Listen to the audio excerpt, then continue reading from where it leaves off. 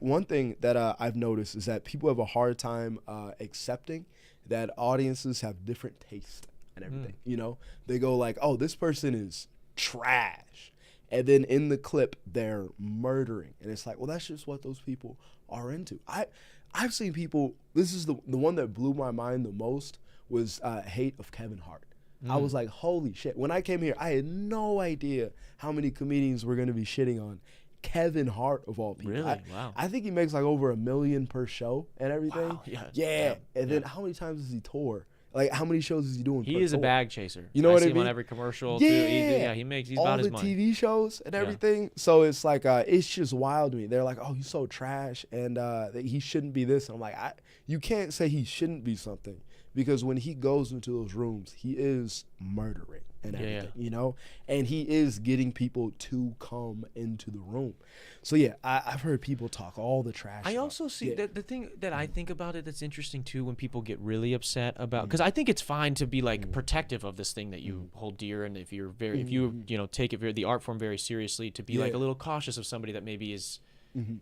They're selling lots of tickets, but they're doing it through interesting ways that maybe aren't like the traditional routes, whatever. I think it's fine to be protective of that and to be a little cautious. What I think is a little weird and honestly short-sighted, in my opinion, is like if somebody is just got really good at playing this game, and maybe you don't believe that they're as funny as you guys are, or this other person is, and you should be in that spot that they're in.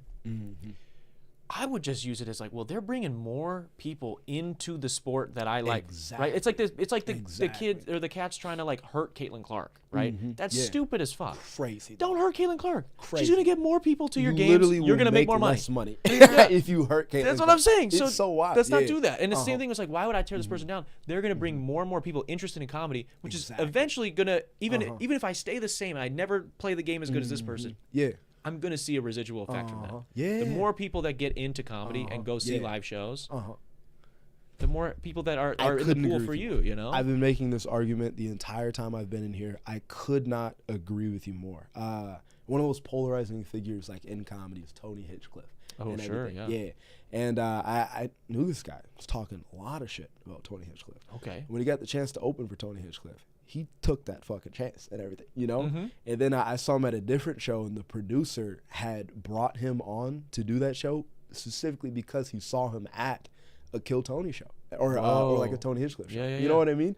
So it's like he just got more opportunities from that and everything, you know? You know, I'm not defending Kevin Hart or Tony Hinchcliffe or however they promote themselves, but I couldn't agree with you more. The more eyes we get into comedy, the better. You know?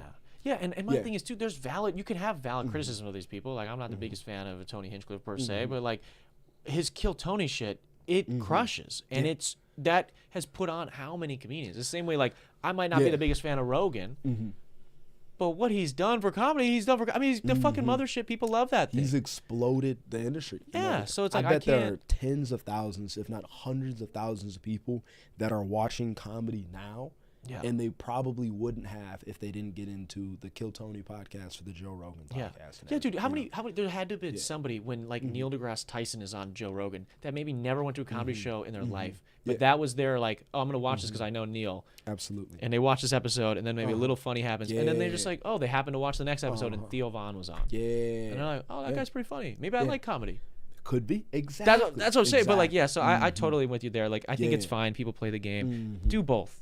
Do both. And like you said, learn from if you're feeling insecure that this person sells more tickets than you. Because I had an artist, I had done a show a little over a year ago, and I had gotten the opportunity. It was at a bigger venue because I was leveraging my social media stuff that I had done. And so like this person has been in the city for a while. They've been doing lots of open mics, lots of like little shows, like guest spots, whatever. And they like called me up like, how the fuck did you get this show? Like I like almost like mad a little bit, and I was like, "Yo, man!" Like I was, and I explained it to him like I did this X, Y, and Z. I fronted. I showed him I could sell this many tickets. And da da da da. And he was just like, "I just don't understand, man. I've been in the city for 6 years and doing this. And I'm like, well, it says nothing about you that I'm getting this. First off, it says nothing about you. Also, it's just a different thing. Like it's just a different thing. We're focused on if you go, I want to be amazing at this thing at stand up. I'm gonna go hit 12 open mics every fucking week, or however many open mics every week. That helps you. Mm-hmm. If I decide I'm maybe going to hit 1 or 2 less open mics than you, but I'm going to edit clips of myself, that also helps me. We're just playing different. Yeah. Absolutely. Yeah. No, it adds to it. Yeah. SNL is another great example. Comics love shitting on improv and everything.